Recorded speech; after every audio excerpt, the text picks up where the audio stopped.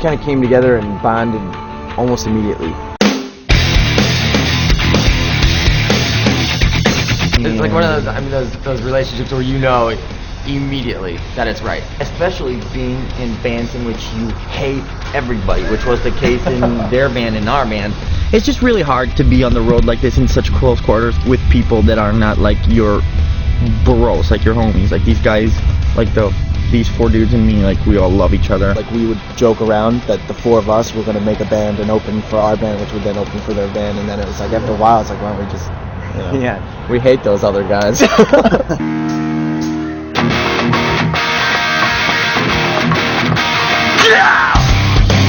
Before we put the band together, we talked about, you know, what we ideally would love to have as a band, you know, and which coincidentally we've had a lot of similar experiences with tragedy and heartbreak and different things like that.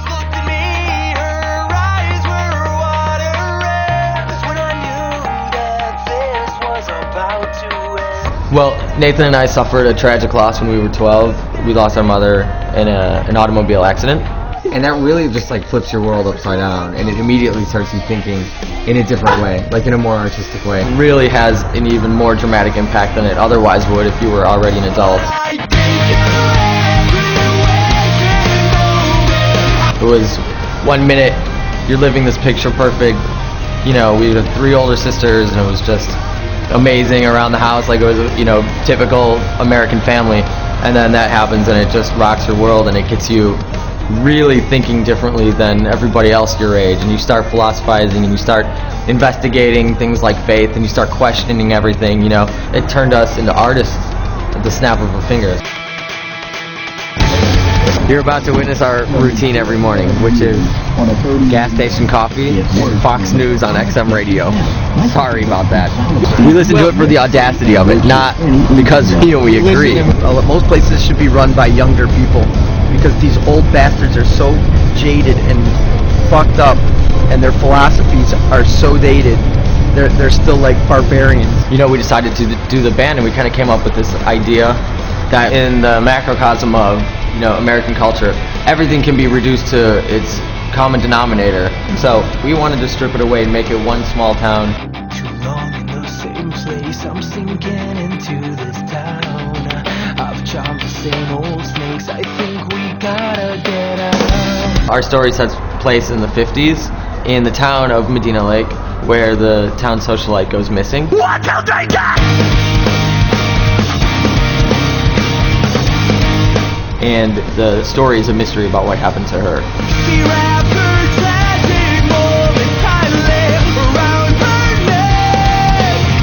Adalia represents where our value system has deteriorated to. She is a woman who a society and a culture obsesses over, but without knowing anything about her. And she's just as lost about herself, it seems.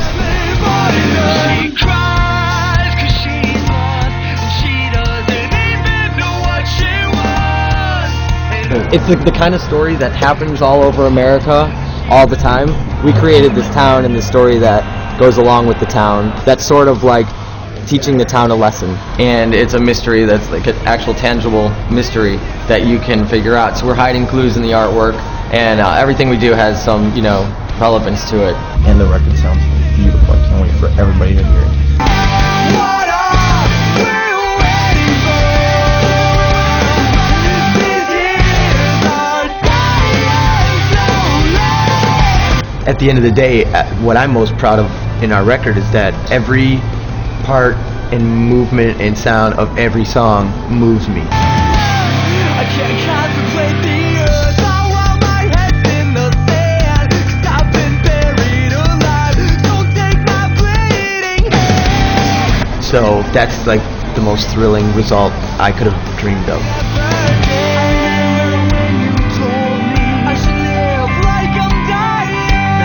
In the immediate future, we're gonna tour like crazy.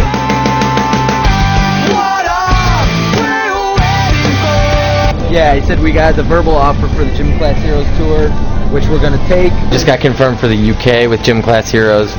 God, do we love that. Love it! Right after that, we go into 3 months with Halifax. Then we go back to the UK for the Give It a Name Festival, and then we come back to the States to do Bamboozle in New Jersey. It's awesome just to have all these months accounted for with good stuff. Everybody get the fuck out! Like, man, when we get on stage, it's time to fucking kill yourself. And it's just chaos and shit is flying, and case in point, your Flying piece of your shit. chin, There's a your flying chin piece is of gonna shit. break. I got stitches last night. What for? What happened? I don't know. Like an idiot, I jumped into the crowd and I hit some poor kid in the head by accident. This was last night in the emergency room OMG. after the show. Can you imagine no insurance and no tickets? I don't think we have insurance. Oh yeah. It's like gnarly, isn't it? Good stage. That's what am I gonna do with this one? Yeah, I think I have an idea.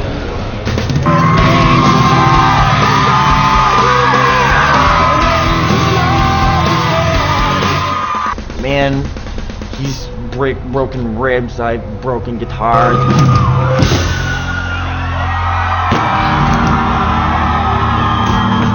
We just fucking go all out. Our tour manager even broke his ankle. Our tour manager broke his ankle. Honestly, it's not broken.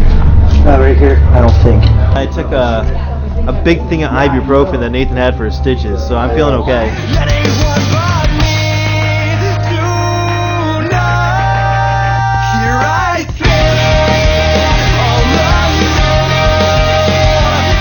tonight. It comes from our hearts, you know, like we just have so much passion that when we go out there, it's just It's embarrassing. Well, that's the way we rehearse in a rehearsal spot too. This is it. We're wearing our hearts on our sleeves and we're going for it, you know? Yeah, we're willing to do whatever it takes, you know. This is our life. And even if it stays like this, we're having so much fun that we don't really care, you know what I'm saying? You can't beat this. In a different town every night, new adventures, meeting new people, and you know, playing to new kids every night. It's the best lifestyle ever. We're gonna become best friends on Monday. Yes, we are. Love you. The kids have been unbelievable. We love you forever. Don't forget it, and don't forget about us.